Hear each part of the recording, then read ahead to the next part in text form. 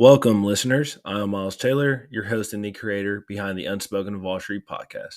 Join me as I sit down with remarkable minority leaders in the business world, peeling back the layers to discover the keys to their success in a fiercely competitive landscape. So lean in and savor the stories that often go untold. Enjoy.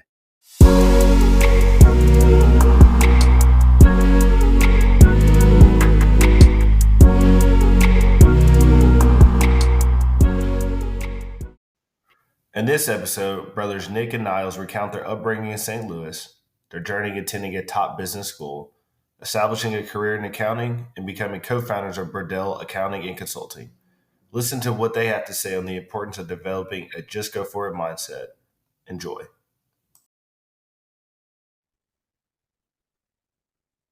All right, episode 3. Nick, Niles, are you guys ready? Absolutely. Let's get it. Starting with Nick, man, and then we'll move over to Niles. So I think it'd be good if you can give the listeners just a quick summary of your bio. Yeah, for sure. So quick background for both of us. Actually, we're both from St. Louis. Been living there since we were in middle school. To be honest, like growing up, I didn't have I had a general idea of what I wanted to do with my life. I knew I wanted to do business something, but didn't necessarily know what that meant at the time. Didn't know if I wanted to go into management, um, marketing, anything like that. Accounting was actually never a thought in my head going into college. I'd never taken any accounting courses in high school, so I never got exposure to it. But I've always been good with numbers. Math has always been a strong subject for me. So getting to Indiana and taking a few beginner level courses to see what accounting was like was really beneficial for me. It got me introduced to the career in itself, to the field in itself. And it was something that was just natural to me. It felt like just always being good with numbers. It seemed like something that was right up my alley. So from that point on, I just ran with it. And here I am today. Awesome. Yeah, for me, I mean, it's pretty similar kind of backstory, kind of thought all the way through the upbringing. For me, I knew I was good at math. And I knew kind of that either led into kind of business or into like science, and I wasn't really into, the science fields like that, or very, very good at the other parts of science like that. So I kind of knew pretty early on that business was going to be the route. And then, within business, I knew, well, accounting is the most math based outside of finance.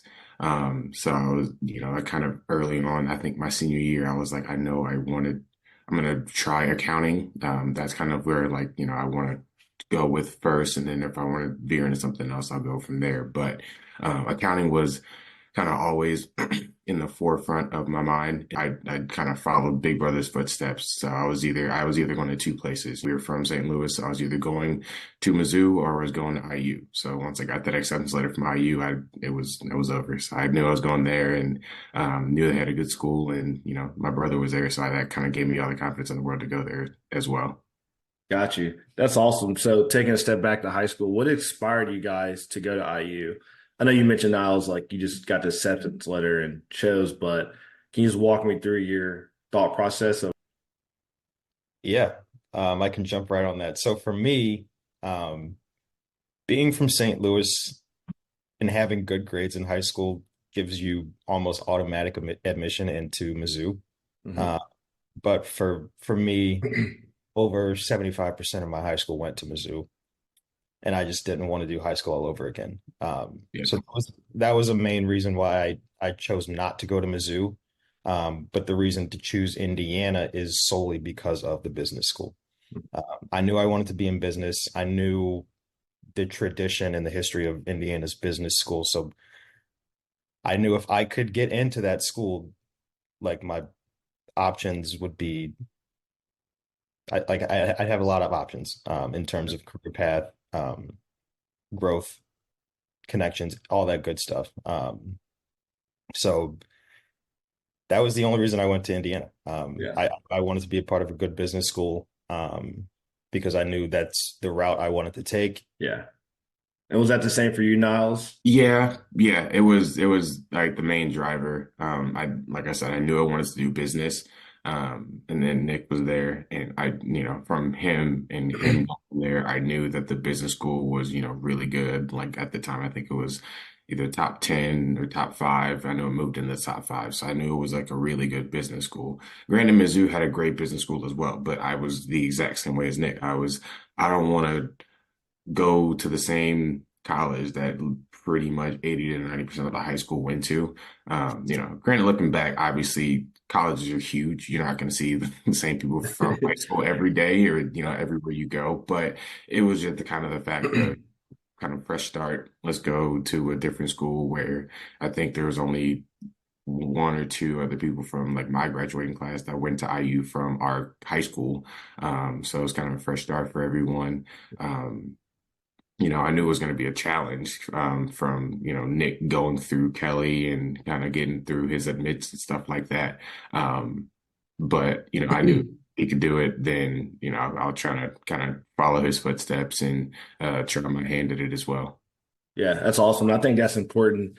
One, for our listeners, as you're thinking through colleges, is expanding your network. Like it's great being comfortable going to college with all your high school friends, right? You're gonna have that friendship, you already have that network. But I think it's an advantage to go somewhere else, right? Because you're building that network in another whatever arena or whatever you want to call it. So I'm glad you guys made that decision. So once you get to Indiana, can you kind of talk about your academic experiences and how, and how this prepared you to understand accounting? Because I know it's ultimately the route you guys took. So just kind of like walk me through that. So for me, I think Niles was the same way. Neither of us were direct admits into the business school at Indiana. So that in itself was a challenge. The requirements for that were we had to go through our entire freshman year and we couldn't get anything below a B in any classes. Wow. So going into college with that kind of pressure is, it's kind of scary. Especially it's your first college experience. This is like a one shot thing. Like you don't just get to fail and go back.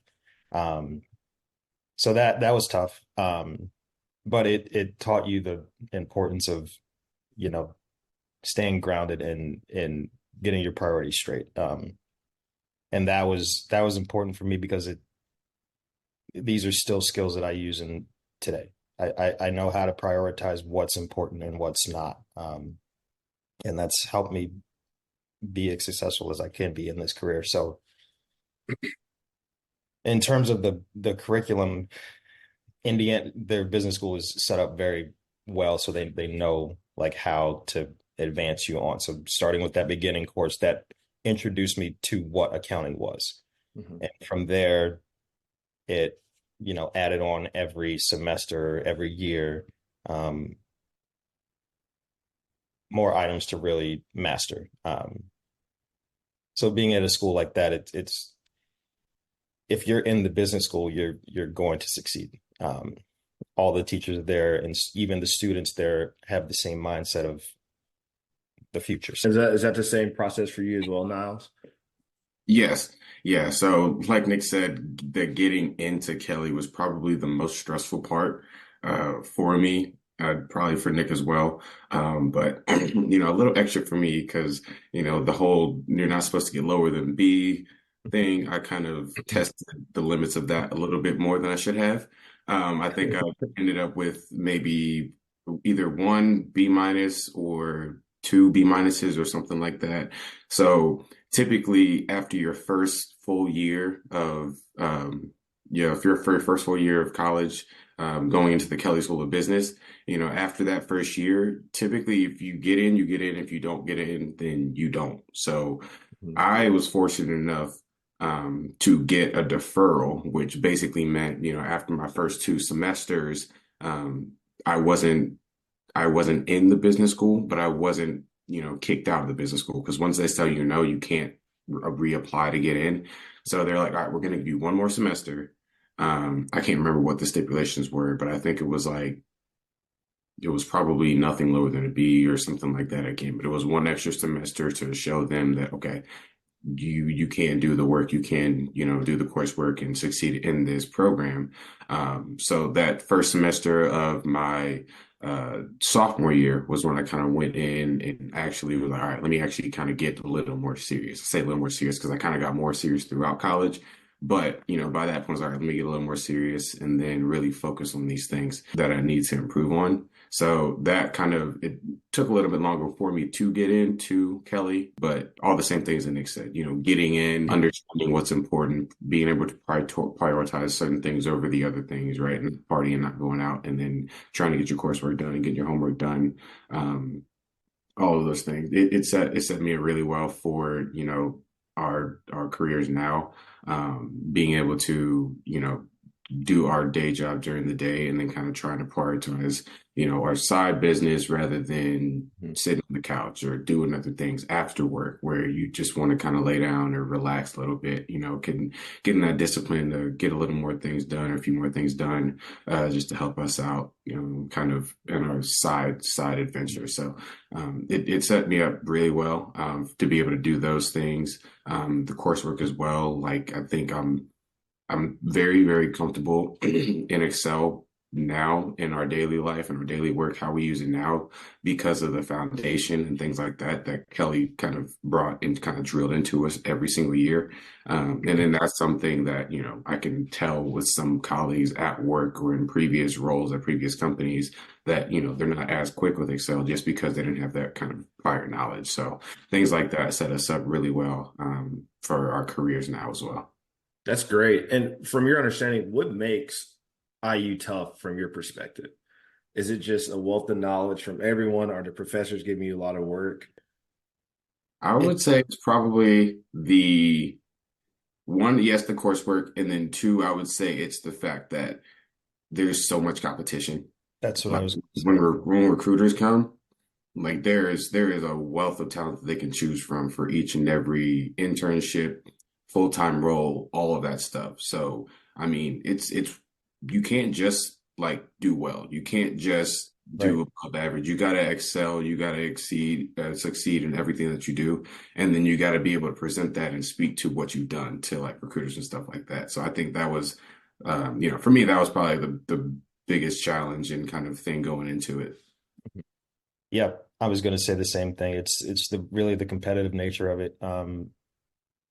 Everyone there is so smart, so intelligent, so talented. Like I was a 3.7 student in high school, but I wouldn't get a direct admit. Like I felt like I was top of the top, and just to have a 3.7 and be almost near the bottom is kind of demoralizing in a way. But yeah, I'd say that's the biggest challenge is just understanding that you're at a top business school and you have to perform almost, if not better than most of the people there, because everyone's fighting for the same position, same jobs, same careers. They all want to work for the same companies. So when these recruiters come, like Niles said, it's stressful. It's a madhouse because everyone wants to get that job offer before they graduate or get that internship to get the experience. So, yeah, that was, it's good to see we made it out of that successfully. Yeah. I think it's worked out for both of you. And you both you both mentioned internships. Can you guys both talk through one, your internship experiences, and two, just how they helped you propel you, in your career today? Yeah. So for me, I had a couple of them. So my the summer going into my sophomore year, so the summer after my freshman year, I got an internship working for my dad's company, actually. So obviously got that job through him. He was my connection there, because he's very high up at his company. But that was my first real taste of what, corporate world's going to look like.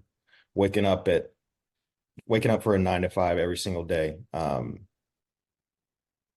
being able to kind of just jump into a full-time position in a corporate job, in a corporate setting. So it just gave me good exposure to what it really is to be a professional accountant per se. I wasn't necessarily an accountant. I was working in the finance department doing all sorts of things, but it still gave me a good opportunity to see what it's like to work in a real world setting. You know, and then after my junior year, or during my junior year, um, I got an internship with EY, and that's when my career kind of started to take off. So working that busy season internship during the school year was, I think it's a better experience than working it in the summer. You don't have as many distractions in the summer. You can really sit down and really understand what you're doing and try to better your skill set. So having that internship is what really opened up my eyes to really what is possible in the accounting field. So after that internship, I got a direct job offer. So I had a job offer going into my senior year, which was a blessing because Yeah. that stress going when you're second semester of your senior year and you don't have a job offer, that's when the stress can. That was me right here. I was the last week of my senior year. I finally got a job. I was like, oh, thank goodness. I was the complete opposite. Um, so yeah, the internship from EY directly prepared me for exactly what I was going to do in my career. So that was huge. Because I was able to start my full-time career with already understanding exactly what's expected of me, understanding what I need to do, and how to really succeed in that field. So the internships, if I could advocate for any listeners out there, do internships. It doesn't necessarily matter if it's not in the field that you're looking for. It still gives you the right experience, the right exposure to what it means to be a professional in corporate. So I'd agree with everything that Nick just said. I think internships are really important and a great key to, get a taste for what you do and don't want to do, before you make that leap into the full-time field. So my experience with internships started a little later than most. I was one of the ones that waited kind of till second semester to start applying for internships. So the pool was a little bit smaller. So what I ended up doing was I ended up doing an accounting internship with it was a small Bloomington-based company, which is where IU is located. So it was right on campus, and they focused on teaching and learning seminars for kind of pre-K through middle school teachers. And I was doing the basic accounting stuff for that company, and it was my first real taste in like Nick said, getting into the corporate world, really going through a full accounting cycle and understanding all right, this is done here, this is done there, and then this is what what you do to close the books, and then this is what you do the next month, and then it kind of just it's repetitive, it goes over and over again. So that was my first real taste into the accounting cycle, which was good experience. It wasn't like super fast paced or super stressful because it was still a small company. So it was a good place to get my feet wet and understand those things, the corporate setting and all of that stuff. So I continued to work that internship all throughout my senior year because it was on campus. I was like, I might as well. I can work, get some lecturing on the side, and then still be able to do my school stuff. I think that part of working my internship was probably the most beneficial to me, just because it kind of kept me focused. Because one, it kept me focused on, all right, I'm working this internship now. I got to figure out what's next because I'm a senior. I don't know where I want to be. I don't know what I want to do. So I need to figure that out now. So for the first time in like August, in the beginning of the year, I started to like look at internships, apply to places, and do all these things. And then that kind of in turn led to my grades getting better because I was in the library more because I was doing all that stuff. So it kind of tumbled into working out for me in the long run. So I was still doing that, kind of working with my prioritization and responsibilities and kind of getting done what needs to get done. And then, I was working this just until I got that final job offer. And then, like I was saying before, it kind of took a while. So it was, have interviews, they go with somebody else, have interviews, they'll go someone else. So it was kind of a roller coaster ride of, all right, when am I going to get that final job offer? And where is it going to be at? So that was probably the most stressful part of my senior year. But from an internship perspective, I had a great experience. It was the people I worked with were awesome. They really kind of took time to explain the entire accounting cycle to me, the day-to-day roles, like the functions that don't really change too much company to company, and the job functions that don't change too much. So it was a great experience for me. And again, it really set me up to, hit the ground running when I got that full-time job offer here in Indianapolis. And another huge benefit of the early internship, in my opinion, is you really like you get to put your what you learn in school to test, right? Yeah. You get to see, okay, is what I'm learning going to translate into what I want to do? So you get an idea of what like is this class helping? Should I be taking this class to help me understand this better? With my internship with EY, like audit is something that is very hard to teach in school. You just really have to go in and experience it, because it's very nuanced. It's all based on the client, so it changes here and there. Um, so having that understanding of, okay, these kind of classes are going to help me in the future with audit. Um, with my other job, these kind of classes are going to help me better understand finances and reconciliations in Excel, like Niles said. So it gives you an idea of it enables you to set yourself up for the future. Yeah, I agree. And from my personal experience and any listeners out there, I think it is vital to have internships. Yeah. One, it just gets your resume. Yeah, your manager, they're gonna know, the hiring manager's gonna know, like you still probably don't know what you think you know. But the fact Mhm. that you have an internship on your resume is just gonna put you in that interview. And obviously you have to see an interview and answer questions and get the job. But I think it just teaches you one, the EQ, right? How the business talks, just how to kind of act in the corporate setting. And then two, Right. even though you're probably not doing crazy formulas in Excel, right? Because we're all analysts, we got to do Excel work. You're going to go into your first job at least knowing how to do a sum. You know how to do a sum in Excel. Just think Yep. that just makes the internships just so vital. Yeah. Um, so after your internships, can you kind of walk me through your first experience? One at EY and two, Niles, what company were you at? When Um, you first started? yeah, I started with Allison Transmission right out of graduation. It's a transmission manufacturing company here, well, in Speedway, Indiana.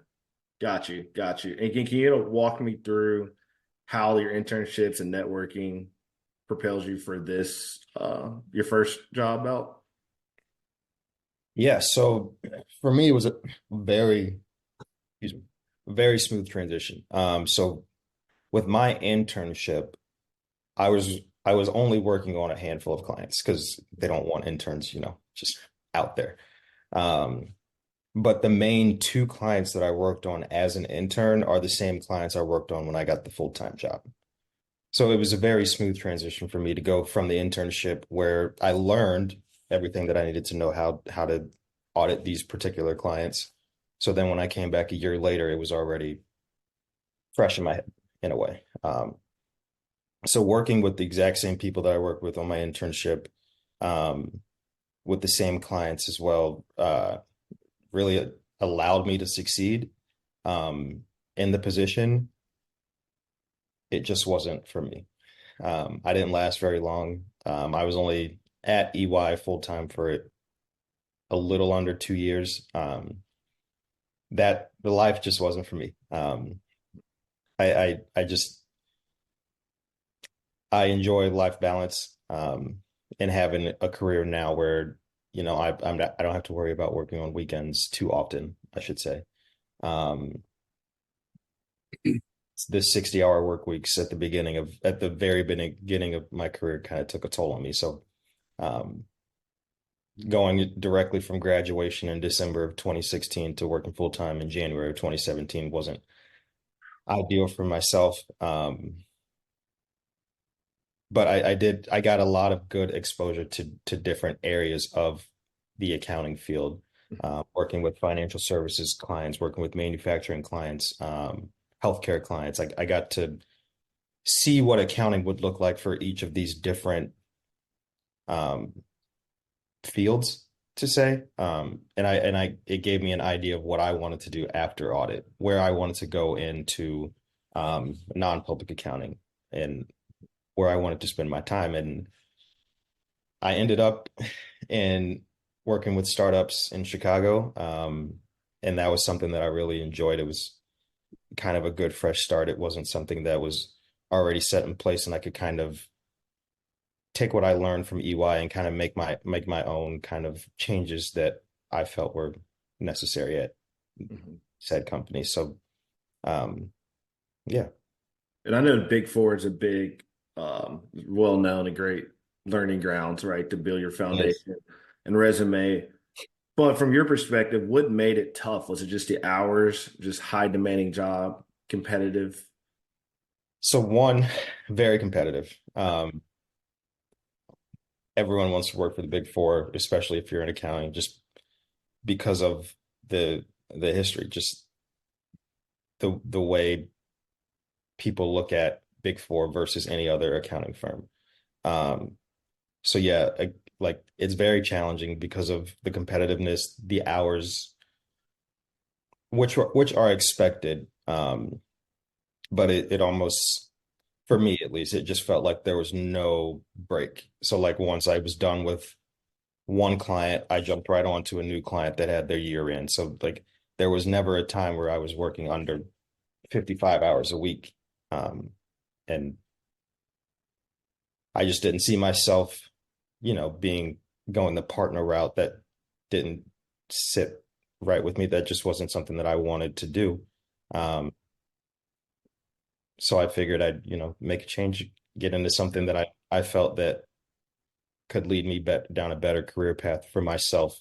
I knew it was the beginning of the end for Nick when they sent him to Omaha, Nebraska the day after Christmas and there was snow on the ground. He looked so mad walking out that door. And he got there and they were like, why didn't they send the guy from Kansas City? It's 4 hours closer. He was so mad. I was like, yeah, he's not going to last too much longer. All for an inventory count. I was counting honey buns. That's funny. Niles, could you sort of walk me through your first experience? Yeah, yep. So I didn't end up going, the audit route, like Nick was saying, that they tend to like kind of push on everyone. I think going at the end of my senior year, I was kind of I need to be an audit. I need to start an audit. That's what everyone does. That's what everyone from McKelly does. So when I didn't start there, I kind of, I guess, felt like, I got a job, but it's not like the audit job. It's not the start that everyone else is getting. So coming into it, I was grateful to have a job, period. So, I was happy for that. But I was like, okay, I feel like I need to get into audit at some point to, I guess, do the cookie cutter type of accounting career path that everyone sets. But I think at this point, I'm kind of grateful that I didn't take that path. I didn't have a lot of those 60-hour-a-week experiences like Nick was having early on, or things like that kind of, can really take a toll on you and burn you out really, really quickly. So my career started with Allison Transmission, which is just a manufacturing company here in Indianapolis. So my internship set me up really well to go into that type of role, from the aspect of, just doing, month-end closes, close cycles, getting used to, okay, this is a cycle. Okay, these are my tasks that I do on these days of the beginning of the month. Okay, I knock those out. Okay, and then I do this. Okay, and then I do that. Right. So it was very cyclical, and it was a good way for me to get into, the life cycle of accounting and get a good understanding of what's done, when it's done, and why. So it was a good pace for me. I think going in, from the sounds of it, it was, I guess it was a bigger lift for accountants coming in, but I think my internship ahead of this kind of set me up well, with learning how to work ahead, get some things done ahead of time to make your month end a little bit better than it would have been otherwise. And then also, doing reconciliations and the normal cadence of getting those done and things like that. So that for my internship set me up really well for that. It was my first full experience of, going into the office every day and doing all those sorts of things. But I really didn't mind it too much. I enjoyed what I was doing. I think I kind of, at sometimes it did get kind of slow, right? So I did have those slow periods, which I did kind of like. Now I miss those in a sense. But, I did like those at the time, kind of. So I would know when I was really busy, I would know I would be really, really slow, could take some time off, maybe put some vacations in and stuff like that. So I think that's what I really like and do like about the accounting field is when you're going to be busy, right? Yeah. The last couple of days of the month, the first couple of days of the month, quarter end, year end, it's when you can and can't do things pretty quickly. So I do enjoy that about it. So those are probably the biggest things that I like going into the accounting profession. And then my first few years of experience with it. Gotcha. Awesome. And then we don't have to spend too much time with this. This is just more of educational piece for our younger listeners. You both mentioned audit. So can you kind of talk me through the importance of audit and why do you think it's vital? It's mainly critical for shareholders. So what we do is the auditor, we provide a public opinion on this company, and whether or not you should invest in them, and that helps investors really understand if they want to put their money into this business. Is this business going to be successful? Gotcha. That's what I was involved with. And I don't want to talk down on the audit field. There's nothing, it just wasn't for me. Like going from to kind of piggyback off what Niles said about repetition with the job, that was something that I enjoy. Like I enjoy knowing exactly what I'm going to have to do and when to do it. But with audit, you're with different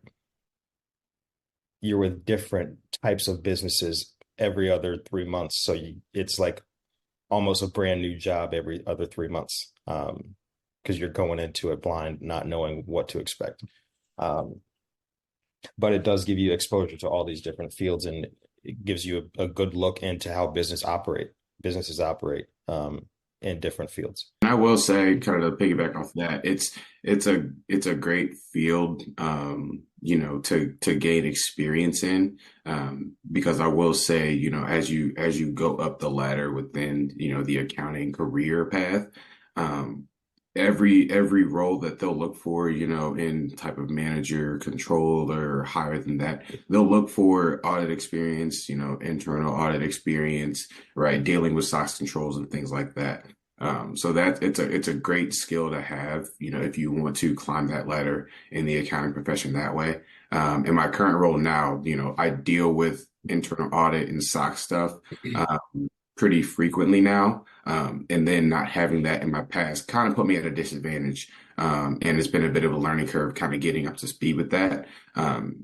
So having that experience early on in your career, it does open a lot of doors for you down the line, right? So getting, a couple years like Nick did of audit experience, it opens you up to plenty of accounting roles, accounting manager, controller roles, Nick's in finance now, but it really just opens up plenty of avenues for you to move into, just because having that experience and being able to talk to auditors and giving them exactly what they need and what they're asking for without giving them too much. All of those things are, pretty important to have in those higher up positions.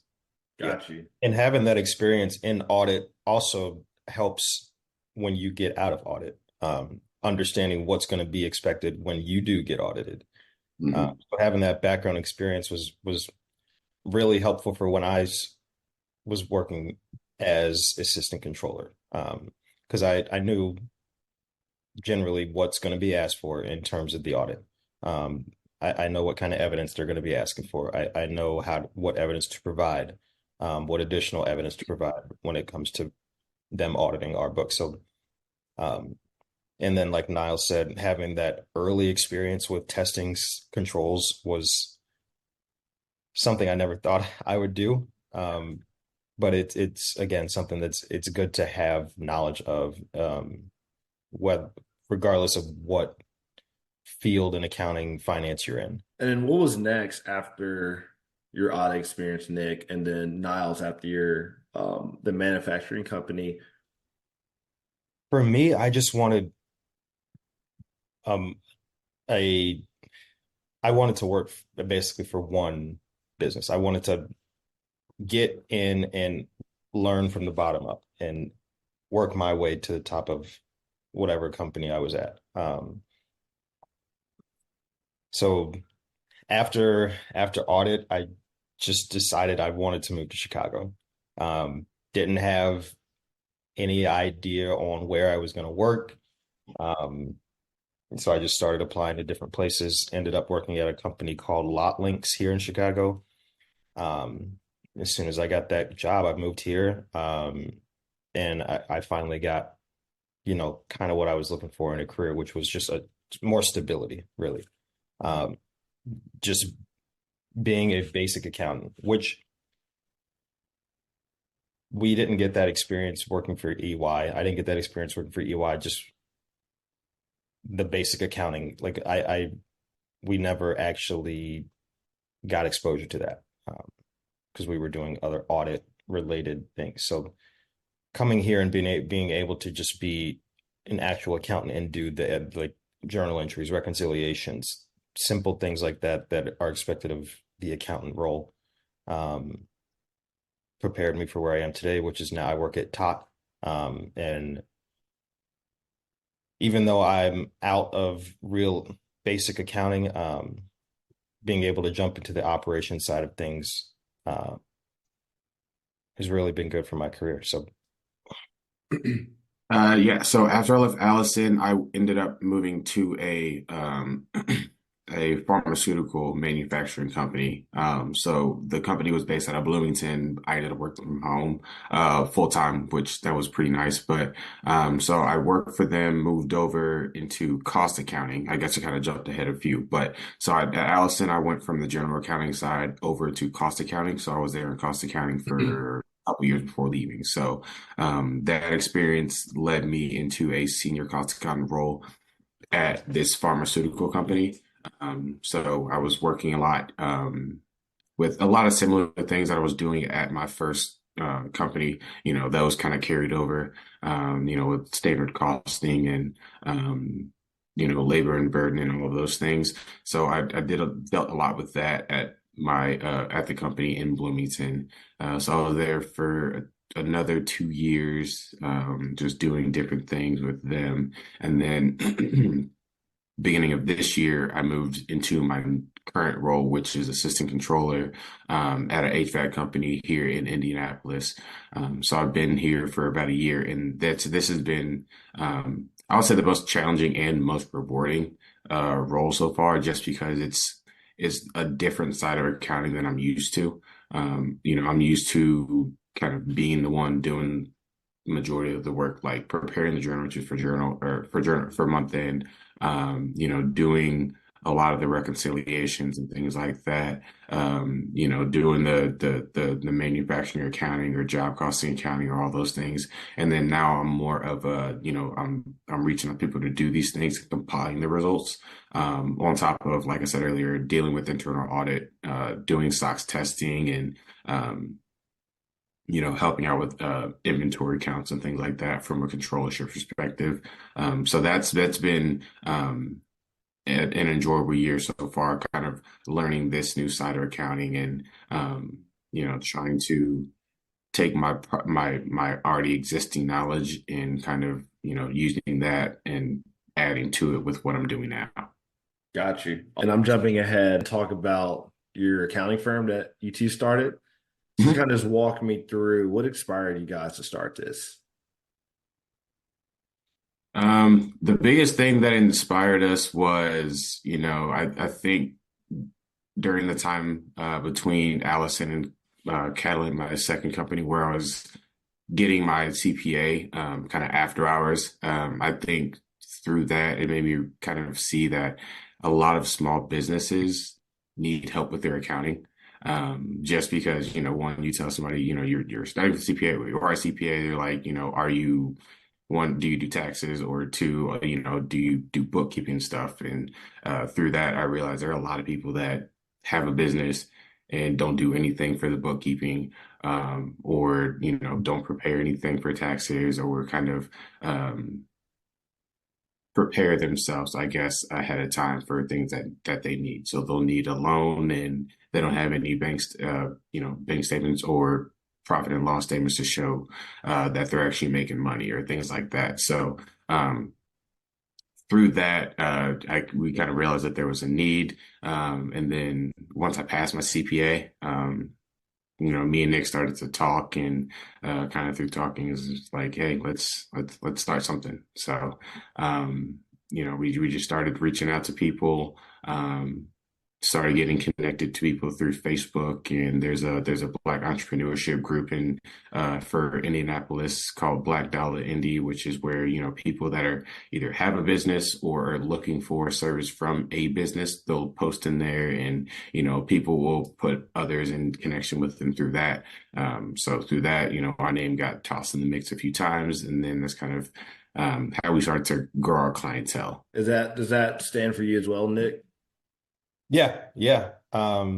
Like you said, it was COVID. We were working from home, um, and we felt that, it was no better time to really kind of try to start this. So yeah, like he said, right now well, not right now, but at the beginning it was pretty much all word of mouth, Yeah. trying to get our name out there, with the help of, friends, family, putting our names out there as well. Mhm. But we just, thought it was something that we could do. It's helping others be successful in their careers and what they're trying to accomplish. And it's also simultaneously helping us with our career. So, um, yeah, we just saw the opportunity and really just jumped, Yeah. Mhm. to see what kind of difference we could make. And we have helped quite a bit of people now. So it's rewarding. So Mhm. So you guys focus, I know you said small business. Is there a specific industry you're focused on? not Mhm. necessarily, no.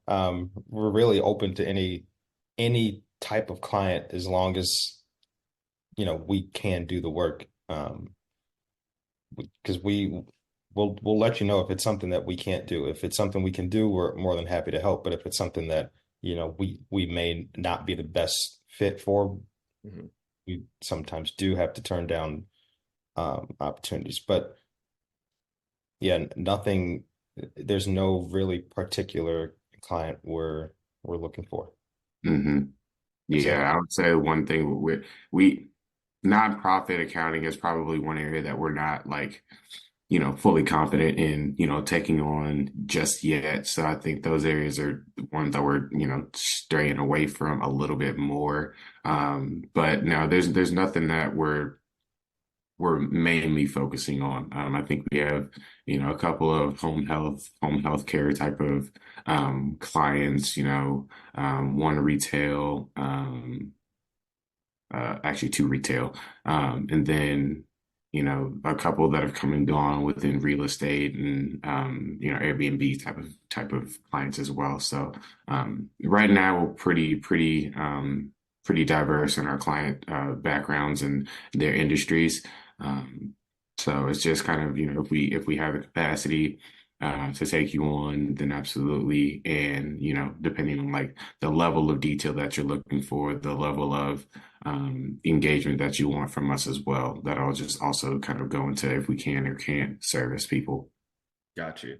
And how are you two managing your time between, your current role and, growing your firm? Sure, it's been busy. just trying. Um, Obviously our full-time jobs come first, but when we don't have to work past the hour of 5 o'clock most nights, it's pretty easier for us just jump on at night if we need to connect with clients, if we need to connect ourselves, if there's things that we need to get done for clients.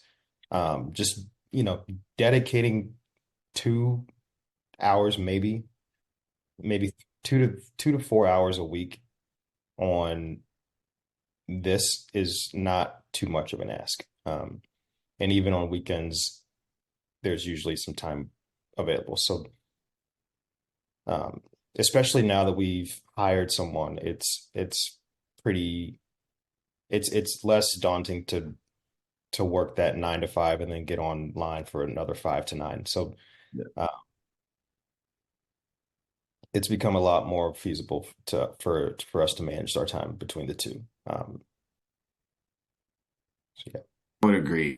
At the beginning of this year, it was we kind of got well, I won't say we, say I bit off a little more than we could chew. I kind of got a little bit too aggressive with, yeah, come on, do your taxes. Yeah, we'll tell everybody, the client, everybody. And then I had to realize, all right, you got to start telling people now because there's no way that you have the capacity to do all of this stuff and learn a brand new position that you started all of 2 months ago. And so yeah, I had to realize really quickly, like, it's good to grow and like kind of want to take everyone on, but you got to kind of do it over time to where you can sustain it because you don't want to promise all these people that you can do this and do that, and then because you told too many people that you can do all these things, you can't do anything for anybody. So that was something that kind of we kind of had to realize pretty quickly, scale back a little bit. Like Nick said, we had to bring on an employee to help us with one client who needed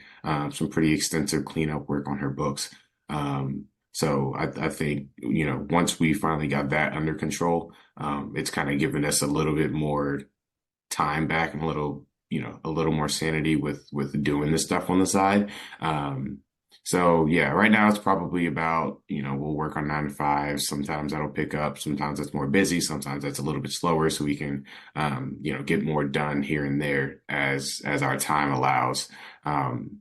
And then, on the weekends, like he said, if we need to meet, we can meet, things like that. But it's just, give up what you want to give up to get what you want to get. So, we kind of got a bigger picture in our head of, where this can go. I think this year's shown us that. But now it's just, how much do you want to put into it to really get there? And I think that's the point that we're at, and that's kind of the motivation that keeps us going when we're, a little more tired some nights or don't really feel like logging back onto the computer at 9 or 10 o'clock. So yeah, that's been the biggest focus right now. Yeah. Pushing through those. And you both too have tremendous experiences. So how did you sit down and kind of walk through, okay, Niles, I'm going to take this responsibility. Nick, you take this responsibility. Just kind of walk me through like the formation, like once you established your firm.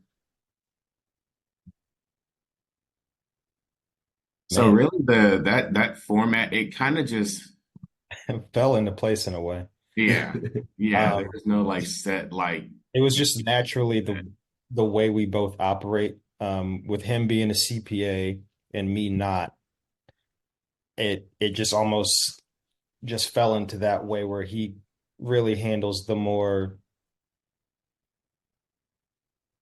direct, like accounting related items like Gotcha. taxes and even the bookkeeping. We both kind of handle the bookkeeping, but he does it a little more than I do. And then while I'm on more so like the operational side of things, so like this podcast, for example, trying to get our name out there, consulting with some of our clients, like saying, hey, you're spending too much on this. Maybe if you cut back on this, your profits will be higher.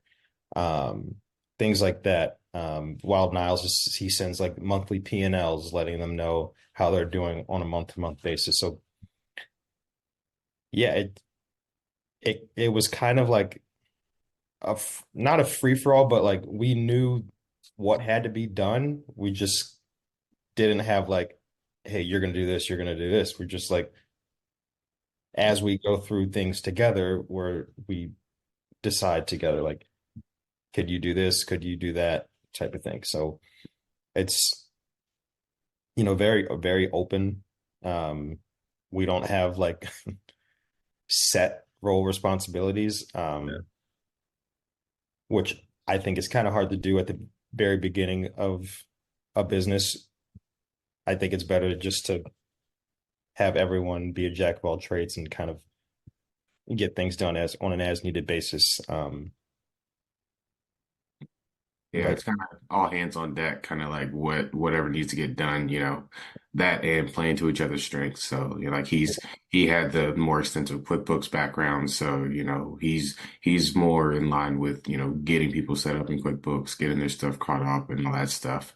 This year I've had to kind of learn on the fly a lot of stuff within QuickBooks with one of our our difficult more difficult clients that needed some help cleaning up her books. So I got, a lot more experience and then kind of, taking that role of understanding QuickBooks a little bit more, by myself. But, we just kind of, whatever needs to get done, it's just kind of an unspoken who can and can't handle it, right? Like he was saying, more of the tax side stuff. I'll typically try and answer more and handle those more, business formation and, what business type, business structure you are. I'll kind of answer those more and kind of explain those. And then while I'm explaining those, I'm trying to like, tell him to, so he gets to understand more, right? So we can kind of both have that knowledge as well. But yeah, like you said, starting out was just kind of, we're doing the stuff together because we don't have a lot to do, so we might as well just work it together and kind of figure it out. As we grow and kind of continue to gain more clients and bring more people in, it'll probably be more like segregated or things like that. But I think kind of as we start out and it's starting to continue to grow, it'll just kind of be get things done as they're needed, and if you don't know, ask. and Yeah. yeah, we have different contacts as well. So some people will reach out directly to me, some people will reach out directly to Niles. And regardless of what they ask, we both have the knowledge to help out. So if I have to do some tax returns, I'll do some tax returns. Yeah. Uh, LLC creation for other businesses, we both know how to do that now. So yeah, it's like, yeah, all hands on deck type of deal. So whatever Gotcha. whatever the clients need, we're Gotcha. And are you guys giving recommendations as well? Are you just folks just more on the accounting side, providing the actuals, or we provide these monthly P&Ls and financials? Are you? we actually just recently did that with one of our clients. Let you go ahead, Niles, and Yeah, so we do a lot of consulting and kind of try and pushing our clients in the right direction of what they want to do and the proper steps to do it. Like Nick was saying, we did have a few of those conversations recently with a couple of different clients. Just asking questions of for example, one client they said that their income rates for their home health businesses, they're getting slashed a little bit going into next year. So they're trying to figure out what can we do to cut costs? What can we do to offset those costs a little bit? So we kind of, based on what they do, what they're paying out of pocket right now, we kind of give them a few options of, ways that they can cut some of those costs to keep some of their money in their pocket, even though that rate's going down a little bit. So, we said, hey, maybe you can tell the parents that they can help offset some of the costs of the field trips because they're really not paying anything out of pocket, or tell the parents to bring their snacks so you guys aren't paying $200, $300, $400 a month on snacks for these kids when their parents could just pack them a lunch or something like that. So just different, operational things that they can do to maybe cut some of their costs, right? Just like we told them, only going to the store once a month and getting everything that you need for that month on that date. If you run out, don't go back the next week and get it just because you ran out of that one thing. Just wait and go at one time, so you get what you get, don't end up buying too much or things like that. So just different types of consulting on what people can do depending on the client. Like we had another client who is spending a lot of money on marketing. And, from the books, you can't really tell that profits are increasing because of that additional money spent on marketing. So it's like, it doesn't make sense to keep doing that. Should we look at other places, maybe cut it back and scale it back and see if we're seeing a decrease in income, and, taking it from there. So things like that we'll discuss with clients, and try and advise them on based on performance, past performance, or certain things that they want to do in the future. We could take all those things in perspective. Got you. And are they listening when you guys provide these recommendations? For the most part, they've been pretty receptive. They seem to receive it pretty well. Um, I think at this point we've got a good relationship with our clients where um, they know that we have their best interest, and other things that we've recommended in the past have worked out for them. So that makes them more inclined to trust us and take our word on things in the future. So other things like, for example, one thing that we've done in the past is a couple clients that were making pretty well off in prior years. They were still LLCs. So we told them, hey, you should probably move into an S corp. And that would be one thing that'll help your business to save a little bit of money on taxes, right, on your self-employment side of things. And it'll also, give you protection going forward for your LLC. So certain things like that we've done, and, kind of doing those filings save them a good amount of money on their taxes by going and amending those tax returns after their S corp filing was approved. So doing things like that kind of gives them the confidence that we know what we're talking about, and that we can deliver on the recommendations that we're providing to them. So that helps them to listen a little bit more. Got you. Awesome. How are you envisioning growth for your firm as well as, your career outside of your firm?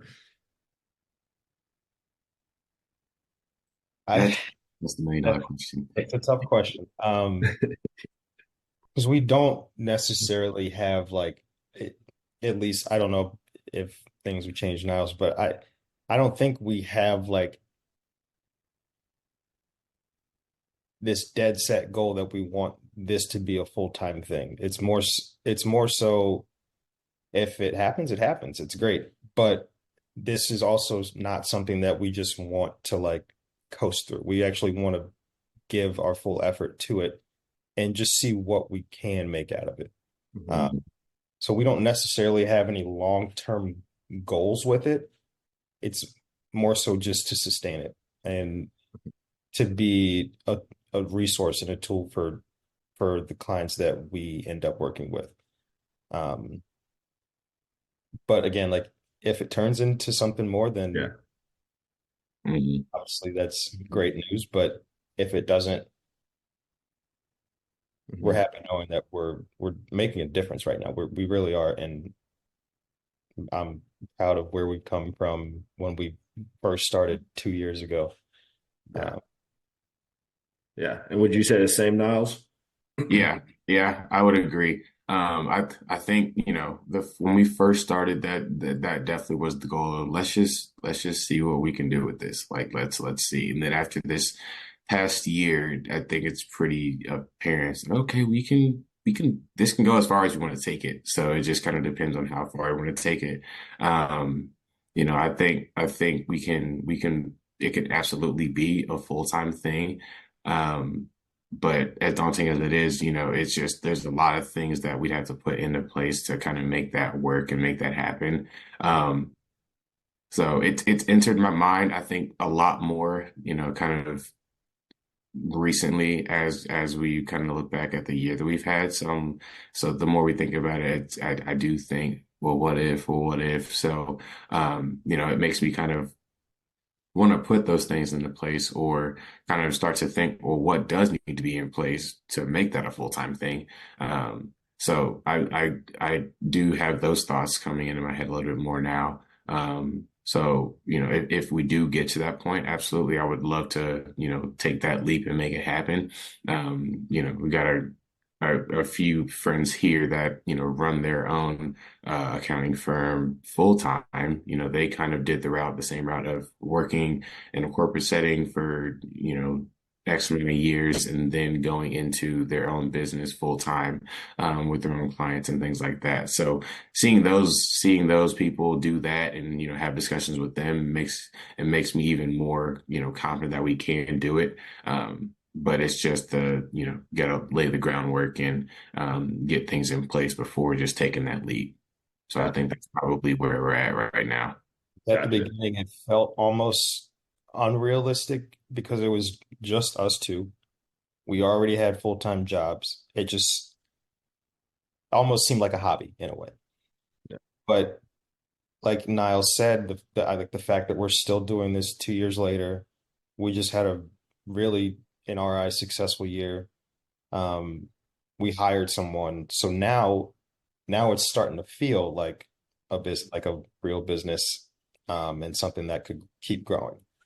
Um,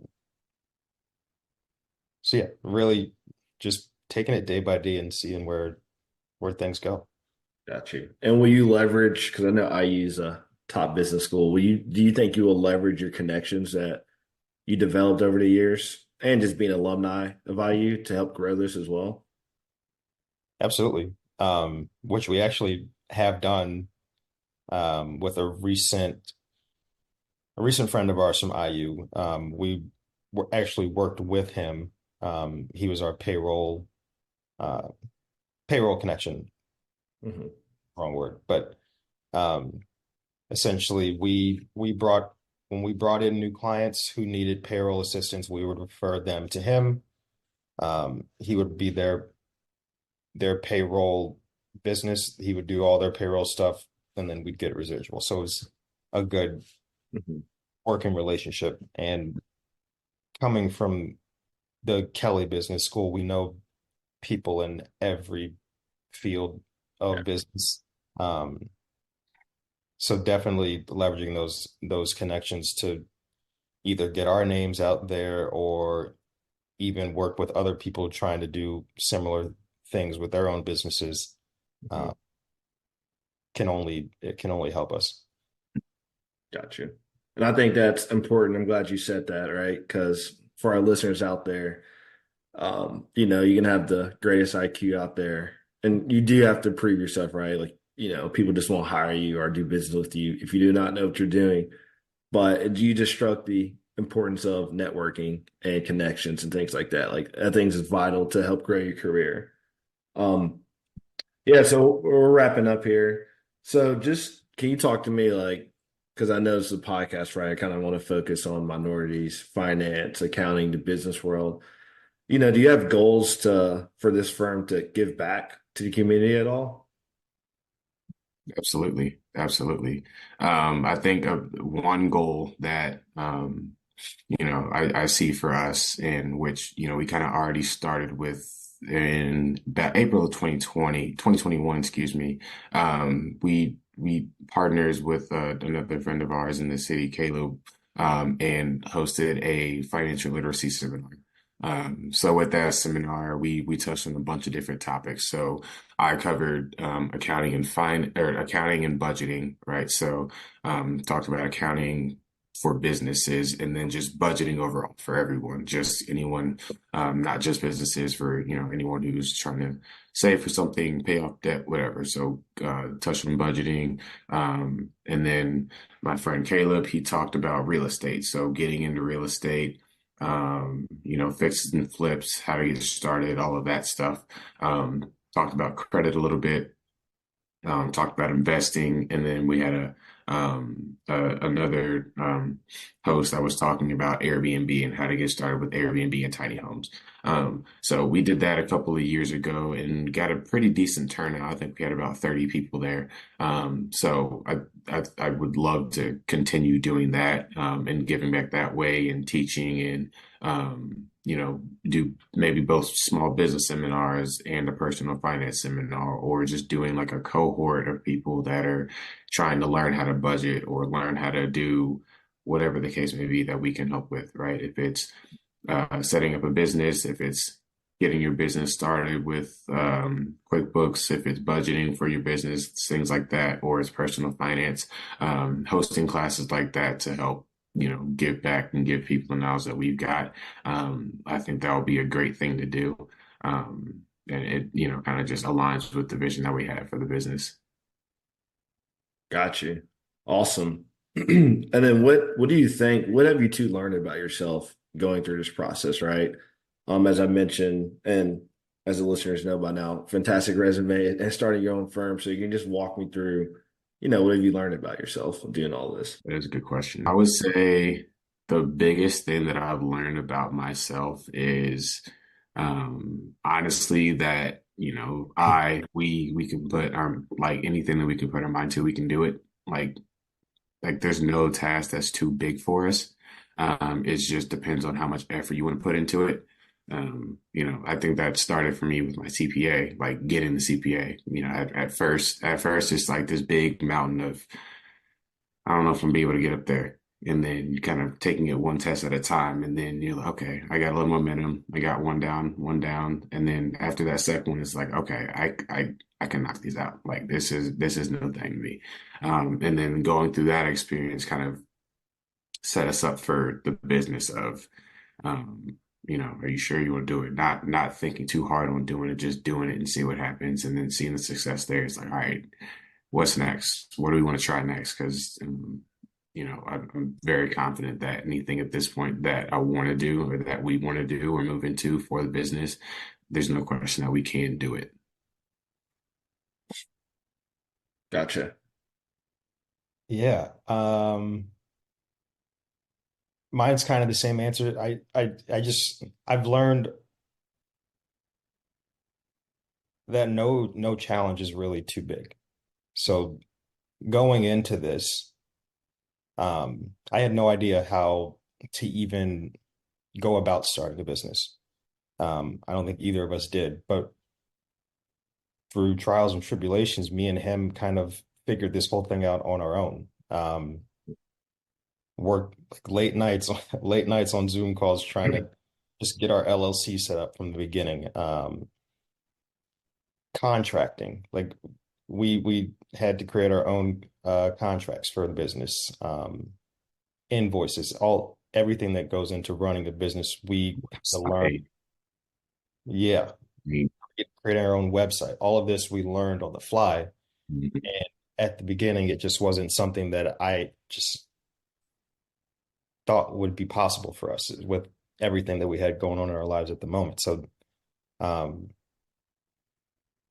just staying grounded to what you want in your career or life in general, just if you put your mind to it, like it's really possible. Like I didn't think we'd come this far. And here we are with employees and paying ourselves salaries. So like things like that are very motivating and rewarding, and it just gives you perspective that, your mind's a powerful thing. If you want to do something, you can do it. It takes just a little bit of effort. Yeah. Yeah. And it could happen quicker than you think too. Yeah. I think that was the biggest shock to me was um I put a goal for 2023 for us to get like 10 clients, like not thinking that, we would get there. And then we got to like 5 or 6. I'm like, okay, there's no way we can get to 10 and still maintain what we're kind of doing now. So I think, it can happen quicker than you think. And, I would say the biggest thing is just to make sure that you've got the framework set up to sustain it. Because I had this big ambitious goal for us and we were not, we if we got there, we wouldn't have been able to sustain it. So we had to cut off new clients and kind of step back a little bit so we could kind of get caught up, get our feet under us before we can, make that next step to open the door to bring in new people. So now that we're at that point, I think we'll be ready for kind of, the new year and bringing in new clients and, the new growth that, we're looking towards now. Got you. And the fact that you had to say no to do business. I think that's a good problem to have. Yeah, it definitely is a good problem to have. It hurt me at first to do, but I'm just like, look, you're losing your mind right now. There's no way that you guys can take this on. Yeah, that's awesome. So any last words of advice, one for, people like us and just people in general who are trying to break in accounting and finance, and two, anyone who's interested in starting not only an accounting firm, but just a side business outside of their current role? My advice is just simple. It's just go for it. Just just go for it. Don't question what if, answer the what if. Just if you go for it, you'll figure out Mhm. what if. Don't yeah, just go with what your heart wants. If you think you can do something, try it. If it doesn't work out, it doesn't work out. If it does, even better. Um, Mhm. what's the worst that can happen? Yep, yep, I would agree. I would say, start with what you know and where you're at. A lot of people have a lot of skills and skill sets, within their day job, right? That you could, make a side business off of, right? So if you're in IT or you do something within IT, you can start a side business of, doing people's IT work or building websites or things like that, coding different things and stuff like that. Or if you're in marketing, you can do marketing as a side hustle for like freelance work or marketing work on the side for businesses through Thumbtack or whatever different ad agencies you want to do. But you can start with where you're at, and then YouTube and Google are your best friend. So you can look up how to fill in the blank, and Google will Yeah. give you a bunch of different answers. Go to YouTube and you can watch 1,000 different videos on how to do X, Y, and Z, and people will kind of tell you different things. You can start figuring out who to go to, who's the trusted source for different things, and then go to them for their videos, right? So if you want to start a business in general, I would go to YouTube, and I think, yeah, it's called life accounting. So it's just basic bookkeeping, basic this, that, and the third for a business startup. So if you're starting to get your foot wet in whatever area of business it is, just go learn how to do basic bookkeeping stuff on your own until you have that growth to actually need to contact somebody like us to do your bookkeeping for you, right? So, um, I would say don't start completely blind. You're right, do a little bit of homework first, right, to see if it's for you, if it's feasible. And then, like Nick said, just do it. Just do it. Like that there's more ideas that just people just don't do because they think it, paralysis by analysis, thinking too much about the what ifs, trying to get too much perfectly in place before starting.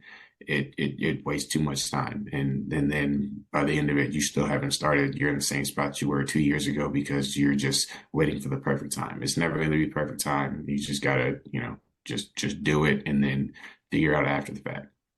Got you. Awesome, man. Well, I appreciate you guys hopping on. Episode 3, it's a wrap. Thank you guys.